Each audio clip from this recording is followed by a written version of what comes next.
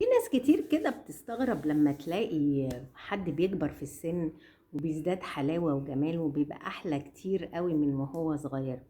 وتلاقي في ناس تانية كل لما تكبر في السن معناها كانت حلوة وهي صغيرة، شكلها بيوحش وملامحها بتبقى قاسية ووشها كده ما بيبقاش جميل. ده راجع للي جوه، للقلوب. الناس لما بتبقى قلوبها نقية وصافية وقلبها أبيض، كل لما تكبر ده بينطبع على وشها وبتلاقيها بتشع كده جمالا وجاذبية وحلاوة.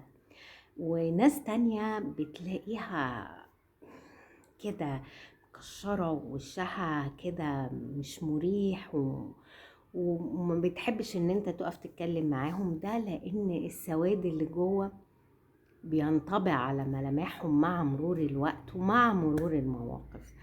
فالحلاوة اللي جوه هي اللي بتظهر بعد كده على وجوه الناس لما بيكبروا في السن.